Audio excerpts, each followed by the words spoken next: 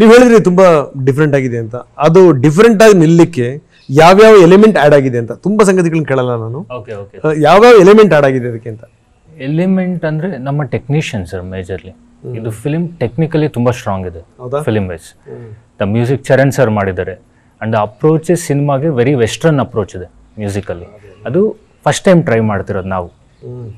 ಚರಣ್ ಸರೇ first time try ಮಾಡ್ತಿರೋದು. And the visuals ಬಂದಾಗ ನಮ್ಮ ಅಭಿಲಾಷ್ ಕಲೆಟ್ಟಿ ಅವ್ರು ಮಾಡಿದ್ದಾರೆ ವಿಜುವಲ್ಸ್ ಸಿನಿಮಾಟೋಗ್ರಫಿ. ಅವ್ರ ವಿಜುವಲ್ಸ್ ಆಗಲಿ ಇದೆಲ್ಲ ಅದು ಹೆಂಗೆ ಹೇಳೋದಂದರೆ ನೀವು ರೆಗ್ಯುಲರ್ ಪ್ಯಾಟ್ರನಲ್ಲಿ ಸಿನಿಮಾ ನೋಡೋದಿಲ್ಲ ಸರ್. ಮತ್ತು ಇಡೀ ಸಿನಿಮಾ ನಿಮ್ಗೆ ಒಂಥರ ಪ್ಲೆಸೆಂಟಾಗಿ ಅನಿಸುತ್ತೆ ನೋಡ್ತಿರೋವಾಗ. ಆ ಕಲರ್ಸ್ ಆಗಲಿ ಎಲ್ಲ ಒಂದು warm feeling. So and producer inputs and Shivanna Geetha madam ಅವರ ಮಾರಲ್ ಸಪೋರ್ಟ್ ಅದು ನಮಗೆ ಸ್ವಲ್ಪ ಕಾನ್ಫಿಡೆನ್ಸ್ ಕೊಡ್ತು ಮಾಡೋದಕ್ಕೆ, ಈ ಅಟೆಂಪ್ಟ್ ಮಾಡೋದಕ್ಕೂ. ಆ್ಯಂಡ್ ನಮಗೂ ಭಯ ಇರುತ್ತಲ್ಲ ಸರ್, ಇದು ವರ್ಕ್ ಆಗೋದಿಲ್ವ ಅನ್ನೋದು. ಕರೆಕ್ಟ್. ಆಮೇಲೆ ಭಯದ ಜೊತೆಗೆ ವಂಶಿ ನನಗೇನಿಸುತ್ತೆ ಅಂದರೆ ಈ ಸಿಚುವೇಶನ್ ಇತ್ತಲ್ಲ ಇಸ್ ಕ್ವೈಟ್ ಡಿಫ್ರೆಂಟ್ ಇದು. ಯಾಕಂದರೆ ಒಂದು ಕಡೆಗೆ ಅವ್ರ ಸಿನಿಮಾ ಬಿಡುಗಡೆ ಆಗಿದೆ, ಇನ್ನೊಂದು ಕಡೆಗೆ ಶಿವಣ್ಣಂಗೆ ಮೈ ಹುಷಾರಿಲ್ಲ, these people struggling A lot. ಆಮೇಲೆ ಅವ್ರ ಮನಸ್ಥಿತಿಗಳು ಪಾಪ ಸರಿ ಇರಲ್ಲ. ಸೊ ಇಂಥ ಸಂದರ್ಭದಲ್ಲಿ ಒಂದು ಸಿನಿಮಾ ಮಾಡೋದು ಅದನ್ನು ಒಂದು ವೆರಿ ಆನೆಸ್ಟ್ ಆಗಿ ಹೇಳ್ಬೇಕಂದ್ರೆ ಅದು ಯಾವುದು ಸಿನಿಮಾಗೆ ಅಫೆಕ್ಟ್ ಮಾಡಲಿಲ್ಲ ಸರ್. ಇವರು ಶಿವಣ್ಣ ಆಗಲಿ, ಗೀತಾ ಮೇಡಮ್ ಆಗಲಿ, ನಮ್ಮ ಪ್ರೊಡ್ಯೂಸರ್ ಆಗಲಿ, ಅವ್ರದ್ದು ಏನು ಪರ್ಸ್ನಲ್ ಇದೆಯೋ ಅದು ಸಿನಿಮಾಗೆ ಅಫೆಕ್ಟೇ ಮಾಡಲಿಲ್ಲ ಅವರು. ಗ್ರೇಟ್. ಈ ಒಂದು ಏನು ಪೇಮೆಂಟ್ಸ್ ಇದ್ರೆ ಕೂಡ ಅವ್ರು ಹೋಗೋಕೆ ಮುಂಚೆನೇ ನಮಗೆ ಮಾಡಿಬಿಟ್ಟು ನೀವು ವರ್ಕ್ ಮಾಡಿ ಅಂತ ಹೇಳ್ಬಿಟ್ಟು ಎಲ್ಲಿ ವರ್ಕ್ 1% ಸ್ಟಾಪ್ ಆಗಲಿಲ್ಲ, 1 ಡೇ ಸ್ಟಾಪ್ ಆಗಲಿಲ್ಲ. ಸೊ ಈ ಥರ ಪ್ರೊಡಕ್ಷನ್ ಹೌಸ್, ಈ ಥರ ಗುಡ್ ಪೀಪಲ್ ಮತ್ತು ಐ ಆಮ್ ಬ್ಲೆಸ್ಡ್ ಅಲ್ವಾ? ಅಷ್ಟೇ. ಓಕೆ, ನೆಕ್ಸ್ಟ್ ಏನಾದರೂ ಮತ್ತೆ ಸಾಹಸಗಳಿದೆಯಾ ಈ ಸಿನಿಮಾ ಆದಮೇಲೆ? ಸರ್ ಅದು ಗೊತ್ತಿಲ್ಲ ಸರ್.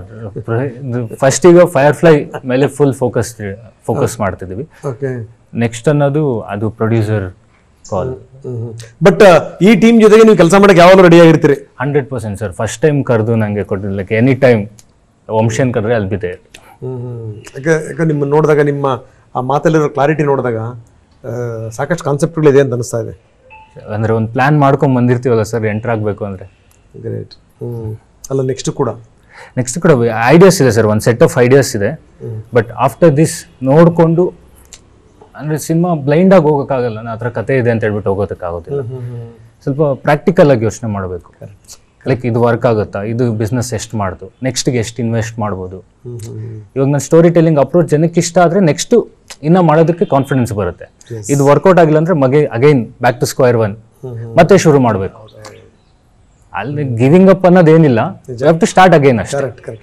ನಿಮ್ಮಿದೀತಾ ನೆಕ್ಸ್ಟ್ ಏನಾದರೂ ಪ್ಲಾನ್ಸ್ ಇದೆಯಾ?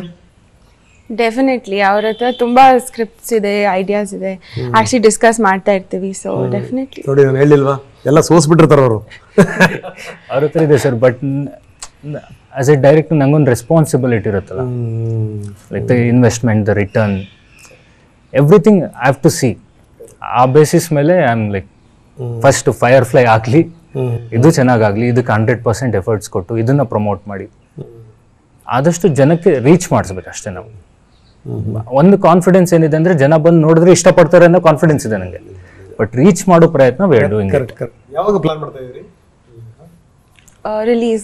ರಿಲೀಸ್ April 24th ರಿಲೀಸ್ ಆಗ್ತದೆ. ಓಕೆ. ಓ, ಅಣ್ಣವರ ಬರ್ಡೇ ಟೈಮಲ್ಲಿ.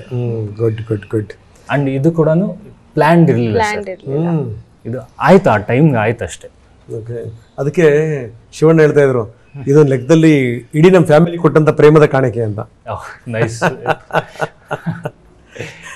ಎಸ್. ಸೊ ನೆಕ್ಸ್ಟ್ ಕೂಡ ಸಾಕಷ್ಟು ಸ್ಟೋರಿಗಳಿದೆ, ರೆಡಿ ಆಗ್ತಾ ಇದ್ದೀರಿ? ಇದಾದ್ಮೇಲೆ ಅದು ಶುರು ಮಾಡ್ತೀವಿ ಸರ್. ಎಸ್ ಸರ್, ಒಳ್ಳೇದಾಗಲಿ. Thank you sir. So all the best madam, all the best. Thank you very much. Thank you sir.